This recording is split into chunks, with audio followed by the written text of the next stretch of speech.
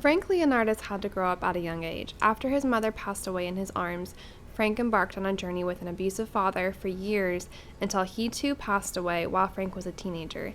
In his newly released book, A Journey of Hope, Frank shares his life story and talks about how the challenges he faced became life changing for the better. In today's interview, Frank discusses the importance of holding onto and maintaining hope while leaning on a core community of people to help us get through the darkest times. Frank is currently finishing up his master's degree in social work. In his free time, he enjoys participating in professional wrestling, sharing his message of hope in any way possible.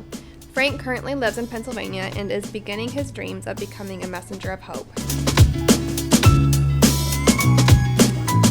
I would love to just hear, for starters, a little bit about you in general and some of the struggles that you went through that led you to write this book, what inspired you to start writing in the first place, and then we'll go from there. So, my name is Frank Leonardis, and I'm currently living in Pennsylvania. I began writing right around when I was 14 years old, right after my father passed away.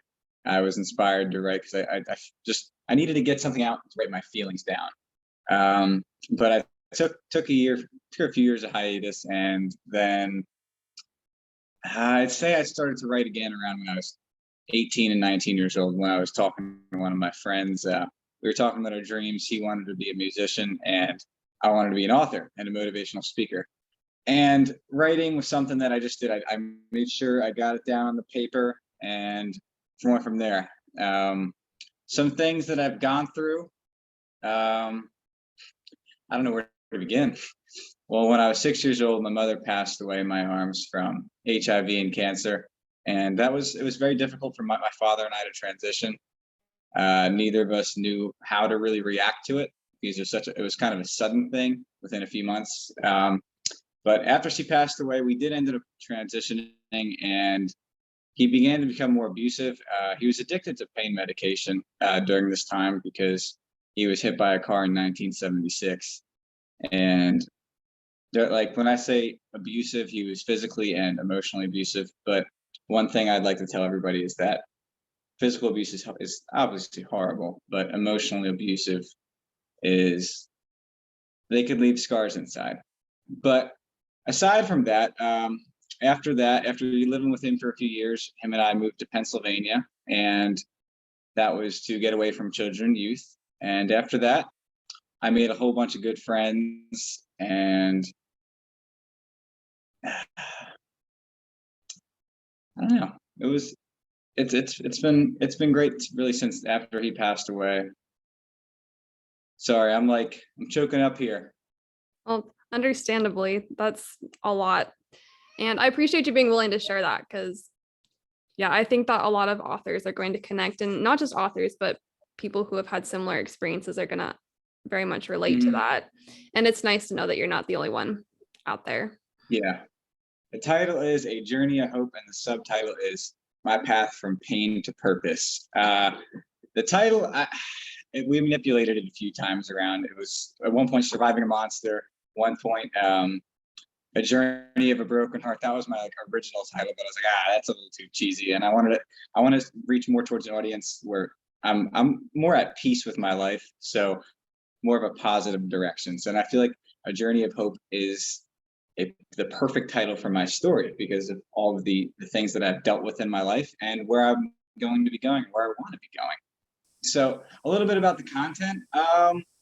Where it's all about my story from when I was around 4 years old to 21. I kind of abruptly stopped from 21, but you get to hear about my life from at a very young age, like while my mother was alive, and how their diet, my mother and father were together, and how I was, and then you get to hear a lot about how after she passed away, how my father and I lived, and then how I moved into my aunt and uncle's for 6 months, moved back into my father, dealt with the whole children youth thing while I was living in New Jersey, which is where I was born.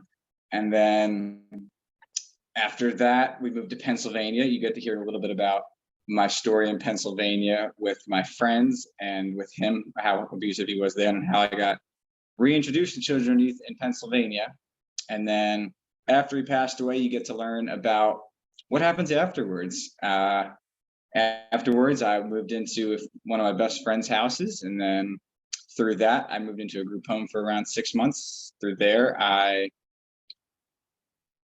went and transitioned into my own apartment, and I began college, and then in writing. Now, and once, like I said, once I turned 21 years old, I kind of not stopped the book, but I touch up about a little bit what I'm doing now, which is right now I've been on Fox News before. I professionally wrestle for a company, which wrestling is one way for me to be able to reach out to an audience. I think the biggest thing I love doing with that is being able to sign autographs and take pictures with all the kids and everything, because that's kind of one of my goals, is to be able to inspire the youth. So any way possible. So that's a little bit about my story. Oh, that's crazy. How did you get onto Fox News? Did you have to reach out to them, or how did that work? So actually, I was doing an internship at Children and Youth, and they allowed me on the Fox News, and they talked to me briefly about it. Like it was kind of more like an advertisement thing, but I did want me to talk about my story a little. But on good news, before my book is released, I did reach out, and then they did ask me to come on to a private story. So most likely in April, I'll be on Fox News again to talk about my story and my book.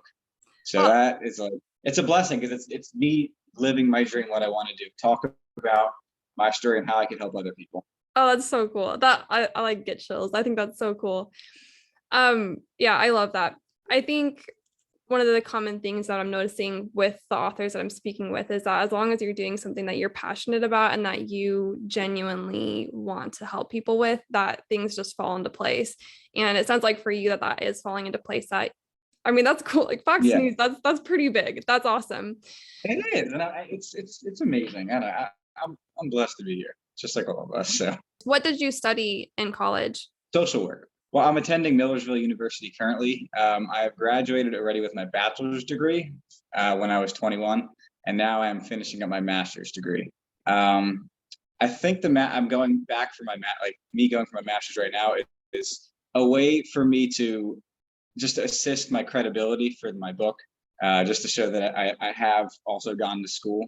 But if my book doesn't go where I want it to be, which I'm fully confident that it will, like I will be able to become a counselor, or I'll be able to help as many lives as I can that way. So there's always gonna be multiple outlets somewhere for me. And for somebody who's wanting to write a book, but they don't feel super confident in their writing skills or in their ability to become published, what advice would you give them? Well, my first thing of advice would say is get started. Doesn't matter how you start, just get started, whether it's pen and paper or if it's on a laptop. I'll tell you, when I first started writing, it was, I mean, in my own mind, it was tragic, but at the end of the day, I was doing something that I loved to do. Like I love to be able to help people. So if you have an idea, you have to run with it. And especially with a book, whether it could be a book, it could be anything. You just have to take the idea and run with it. So once again, to reiterate what I said earlier, just get started. Anybody is capable of doing anything. It's just you got to set your mind to it, no matter what you've gone through. Right. Yeah, I agree. Is there anything that you would do differently about the way that you've written this book and prepared it for publication? As of right now, no, because this is my first book, and I do believe everything lined up the way it should have been. But if I could pinpoint something, it would be to just stay consistent throughout my writing. Like I said, I started 18 or 19, but then there were months in time where I took gaps where I would stop writing, and that's just procrastinating and delaying your future, your goals, your dreams. I kind of wish I would have just kept going, but I mean, things happen for everybody, so it just shows the truth. Like you got to take breaks if you need the breaks. I am publishing through a publishing company right now. I actually went to an intervention over this past summer to see Steve Weatherford speak and his business partner Riley Meek.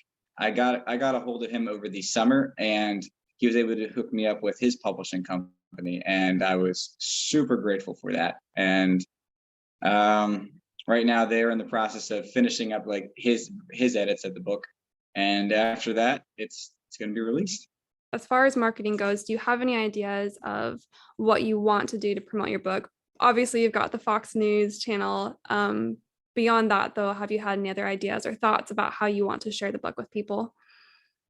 Right, word of mouth, ads, Twitter, Facebook, Instagram. Another thing is I'm going to be creating my own website, which I'll have my own clothing line with, as well as the sale of the book and a ways for like other people to reach me. I believe that is going to be very important for the future because I want to public speak. And more advertising, I just getting it out, getting the book out somehow. I know like getting into Barnes and Nobles and the bigger stores, I'm gonna have to be doing that a lot on my own. I'm gonna have to reach out to these companies and send emails and just go in the stores and try to talk my way into it and see what we can do. Just to reiterate it again, if you want to write a book, write the book. Make the time for yourself. That's going to be the most important thing, is finding what's important to you. Make your priorities correct. And if writing your book, getting your story out, or it could be not a fiction story, just do it, because you never know what can come out of that. You only got one chance to do it, so time doesn't stop for any of us.